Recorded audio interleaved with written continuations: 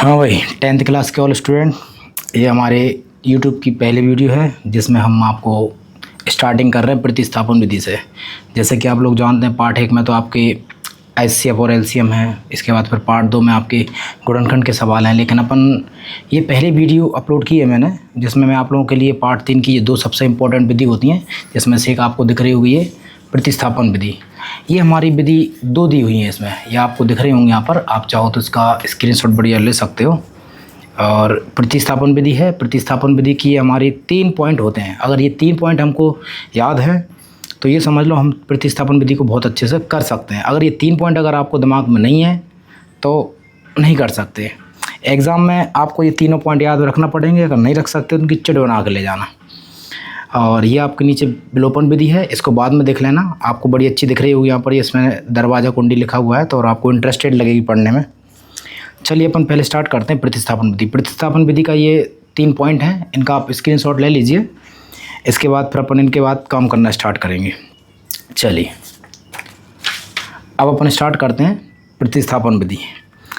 प्रतिस्थापन विधि में मैंने अभी आप लोगों को जो बताया था ट्रिक कि वो 3 पॉइंट हैं, अकेले आपको वो तीनों पॉइंट याद रखना है। इसके बाद आपकी प्रतिस्थापन विधि कंप्लीट हो जाएगी, जिसमें आपका सबसे पहला पॉइंट था जो आपने लिखा था, ये आप समीकरण नंबर 1 मान के चलें। जो आपको दिया है क्वेश्चन ऐसे ही आता है एग्जाम में, बस इसको समीकरण नंबर 1 मानना पड़ता है, इसको समीकरण नंबर 2 मानना पड़ता है। तो इसमें अपन क्या करेंगे, जो समीकरण नंबर 1 से x का मान निकालते हैं।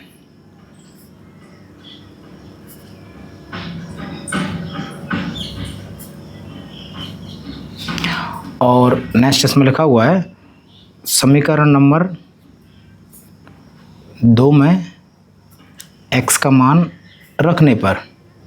ये जो मैंने अभी आपको स्क्रीनशॉट बताया था कि जो प्रतिस्थापन विधि की केवल 3 लाइनें होती हैं जिनसे हमारी पूरी प्रतिस्थापन विधि चलती है।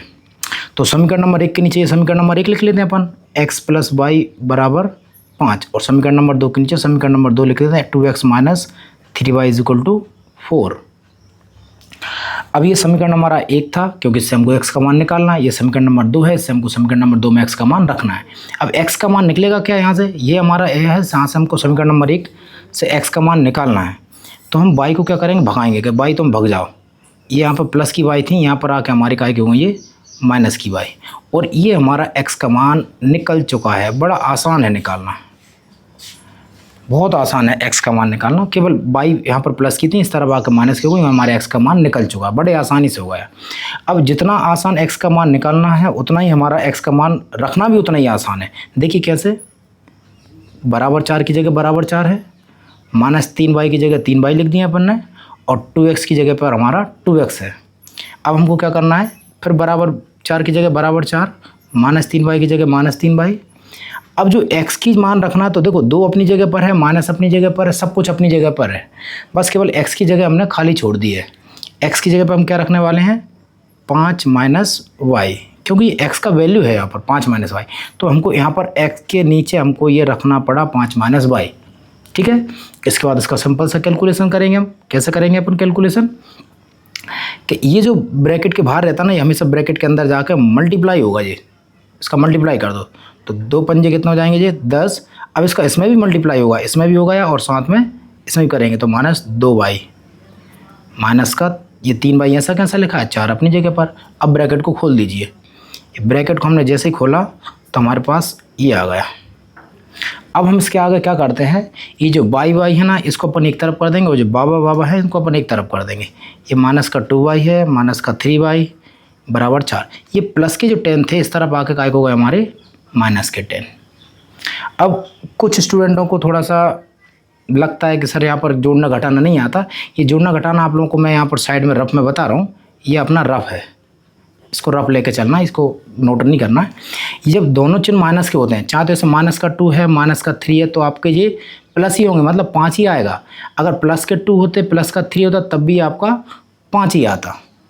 ठीक है, तो मतलब एक जैसे चिन्ह होते हैं तो उनको जोड़ते हैं, और एक जैसे चिन्ह होते हैं तब भी इनको जोड़ते हैं, और अगर अलग अलग चिन्ह होते तो उनको घटाते। जैसे कि यहाँ पर हमको अलग अलग चिन्ह दिख रहे हैं, ये प्लस का 4 है और माइनस का 10 है, इसको हमको क्या करना पड़ेगा, घटाना पड़ेगा। 10 में से 4 जाएंगे तो 6 बचेगा। अगर ये वाला माइनस का 4 होता और ये प्लस का 10 होता, तब भी हम इसको क्या करते, घटाते, इसको घटाने का ही काम करते। अब इसमें हम क्या करेंगे, ये बड़ी संख्या जो होती है ना इसका चिन्ह लगाना पड़ता है। माइनस का चिन्ह है तो यहाँ पर माइनस का लगा दो, बड़ी संख्या प्लस की है तो प्लस का चिन्ह लगा दो, बड़ी संख्या माइनस की है तो माइनस का चिन्ह लगा दो, बड़ी संख्या प्लस की। ये जोड़ना घटाना जो बच्चों को सबसे ज़्यादा दिक्कत देता है, लेकिन मैंने आपको साइड में रफ में बता दिया है। तो ये हमारे 2 और 3 दोनों माइनस के हैं, तो यहाँ से हमको पता है कि माइनस के 5 वाई होना है, और ये अलग अलग चिन्ह है तो ये हमारे घटेंगे, तो ये हमारा माइनस का 6 होना है। यहाँ से हमको पता चल रहा है रफ से। अब यहाँ पर दोनों तरफ माइनस है तो माइनस से माइनस दोनों आपस में कैंसिल हो जाते हैं। अगर LHS भी माइनस का हो, RHS भी माइनस का हो, तो ये हमारे कैंसिल हो जाएंगे। फिर हम क्या करेंगे, 5 यहाँ पर चिपके हैं ना 5 से 22 से, ये 5 यहाँ पर 22 से चिपके हैं तो इधर आकर लटक जाएंगे। ये हमारा बहुत डायलॉग है। आप साल भर ये 10th क्लास 9th क्लास जो भी हमसे पढ़ रहे हो ना, उसमें आप देखोगे कि मैं बार बार ये भाषा बार बार यूज़ करता हूँ कि जहाँ पर 5 चिपके हैं वहाँ पर लटका देते हैं, जहाँ पर लटके होते हैं वहाँ पर चिपका देते हैं। ये हमारा y का मान आ चुका है, ये हमारा आंसर भी है। अब ये y का मान आ चुका है, लेकिन हमको एक मान और चाहिए जिसको हम बोलते हैं x का मान। अब x का मान हम कैसे लिखेंगे, देखो x का मान जो आएगा हमारे पास, ये मैंने आपको 3 पॉइंट बताए थे प्रतिस्थापन विधि के, मैंने आपको स्क्रीनशॉट बोल दिया था लेने का। अब उसमें आप देखिए, उसमें एक तीसरा वाला पॉइंट था, वो था ये कि y का जो मान आया ना, y का मान ये x के मान में रखना है, x के मान में रखने पर। तो x के मान में कैसे रखेंगे अपन, वो देखिए आप। पहले तो आप x का मान उठाओ, x का मान कैसा था हमारा, ऐसा, ये था हमारा x का मान। तो इसको उठा के यहाँ पर लिख लो, x बराबर 5 माइनस y। अब यहाँ पर x बराबर 5 माइनस y की जगह पर हमको वही वैल्यू रखना जो हमारी वैल्यू आई हुई है, 6/5 रख दिया। अब कुछ बच्चों को ये जोड़ना घटाना नहीं आता, तो भैया मैं किसी से बोलता भी नहीं इनको जोड़ो घटाओ, क्योंकि बटे वाली संख्या को जोड़ने घटाना आता है तो आधे से बच्चे नहीं कर पाते। तो आप इसमें ज़्यादा माइंड नहीं लगाना, आप केवल ये सोचो कि नीचे 5 लटक रहा, उठा कर सब में चिपका दो। कहने का मतलब मेरा ये है, देखो x बराबर 5 माइनस 6/5, ये जो नीचे जो 5 लटक रहा है इसको 5 इसमें भी चिपका दो, 5 इसमें भी चिपका दो और 5 इसमें ही चिपका दो। इससे क्या होगा, चिपकाने से ये आपस में कैंसिल हो जाएंगे। अब जो कुछ बचा है उसको लिख दो। यहाँ पर क्या बचा हमारे पास 5x, यहाँ पर क्या बचा है 25, और यहाँ पर कितना बचा है 6। तो 5x बराबर यहाँ पर वैल्यू आ गई हमारी 19, x बराबर 19, यहाँ पर 5 चिपके फिर लटका दो। डायलॉग वही चलेगा, जो चिपका उसको लटका दिया और जो अभी लटका था उसको सब में चिपका दिया। ये हमारे पास लटकाने चिपकाने से x और y के मान आ गए। ये आपकी प्रतिस्थापन विधि का एक सवाल कंप्लीट हो चुका है। अब लेकिन प्रॉब्लम ये आती है कि अगर इसके जैसा कोई दूसरा सवाल हुआ, अगर इसके जैसा कोई दूसरा सवाल आया तो आप उसमें क्या करोगे। बिल्कुल सेम इसके जैसा अगर दूसरा सवाल देखने को मिला तब आप क्या करने वाले हो, क्योंकि हो सकता है ये तो सरल था, अब लेकिन ये आपको थोड़ा सा कठिन लगेगा। देखिए कैसे, पहले अपन वो घिसी पिटी 2-3 लाइनें लिख लें जो भी अपन ने पढ़ी हुई थी। समीकरण नंबर 1 से x का मान निकालने पर, और दूसरा हमारा डायलॉग था समीकरण नंबर 2 में x का मान रखने पर। ये काम हमने पिछले क्वेश्चन में किया था। तो दोनों समीकरणों को, इसको समीकरण नंबर 1 मान लेते हैं अपन, इसको समीकरण नंबर अपन 2 मान लेते हैं। इसको यहाँ पर लिखेंगे अपन 3x प्लस का 4y इज इक्वल टू 10, और यहाँ पर ये लिखेंगे अपन 2x minus 2y is equal to 2। ये लिख दिया अपन ने। अब आप इसके जैसा जो आपने पहले सवाल किया था इसको देखिए, हमने इसमें से x का मान निकाला था, जब y को भगा दिया था तो हमारा x का मान निकल गया था। यहाँ पर भी वही करना है, हमको y को भगाना है। तो 3x तो यहीं बचेगा, प्लस का 4y इस तरफ का हो जाएगा जी, माइनस का 4y। पिछले क्वेश्चन में आपने केवल इतना ही किया था कि y को भगा दिया तो हमारा x का मान आ गया था, लेकिन यहाँ पर अभी हमारा x का मान नहीं आया, ये हमारा 3x का मान है। हम इसका x का मान कैसे निकालेंगे, 3 चिपके हैं तो उधर जाके लटक जाएंगे ये इन दोनों के नीचे। यही डायलॉग चलना है, प्लस के यहाँ पर 3 चिपके हुए यहाँ पर आगे लटक जाएंगे। ये हमारा x का मान इतना खतरनाक आया। अब वो पहले जो आया था वो पिछले क्वेश्चन में बहुत सिंपल था, अब ये थोड़ा सा कठिन है।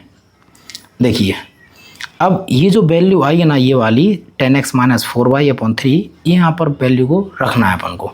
बराबर 2 की जगह बराबर 2 रहेगा, माइनस 2y की जगह माइनस 2y रहेगा, और 2 की जगह ये 2 लिखा, बस x की जगह खाली छोड़ दी हमने। क्यों छोड़ दी, क्योंकि हमको x का मान रखना है। x का मान हमारे पास ये आया था, तो ये हमारे पास क्या है 10 माइनस 4y/3, ये y है।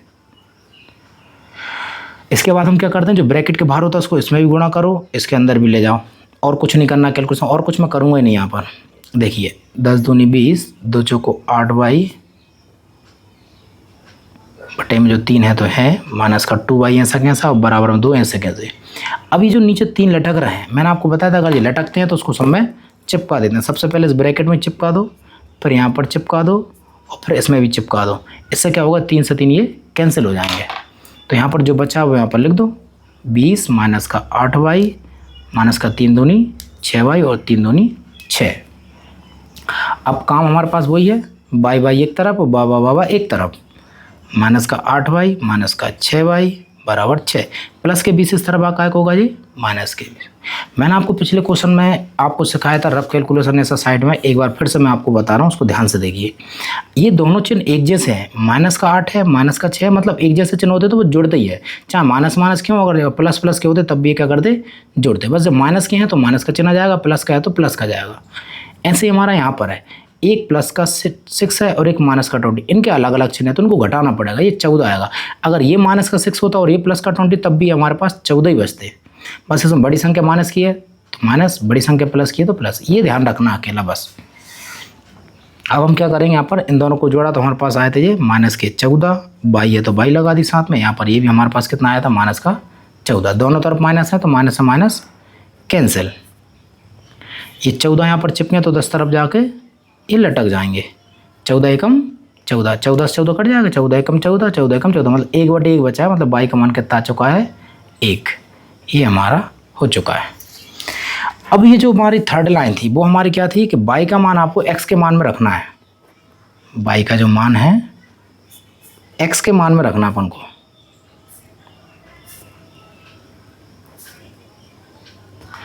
x के मान में कैसे रखेंगे, हमारा x का मान था ये इसको लिखेंगे हम, क्योंकि इसमें हमको y का मान रखना है। x बराबर 10 माइनस का 4y बटे 3, बस इसमें y का अकेला मान रख दो, 10 माइनस 4, y की जगह पे हमको कितना रखना है 1, बटे में जो 3 है सो 3। देखो वैल्यू कुछ चेंज नहीं की है, x अपनी जगह पर है, 10 अपनी जगह पर है, माइनस अपनी जगह पर, 4 अपनी जगह पर, 3 अपनी, केवल y की जगह पर हमने 1 लिख दिया है। x बराबर 10 माइनस 4 एकम 4 बटे 3, x बराबर ये बचेगा 6 बटे 3। 3 से इसमें भाग दे दो, 3 दूनी 6, 3 एकम 3, 3 दूनी 6, तो इसलिए हमारा आंसर कितना आ गया जी 2। ये एक्स वाई के मान फिर से आ चुके हैं। ये आपकी विलोपन विधि के मैंने आज आपको 2 सवाल पढ़ाए हैं। उम्मीद है आप लोगों को ये दोनों सवाल समझ में आए होंगे, और अगली वीडियो में हम आपके लिए जितने भी आपके पार्ट 3 में प्रतिस्थापन विधि के सवाल हैं हम आपको पूरे करके देंगे।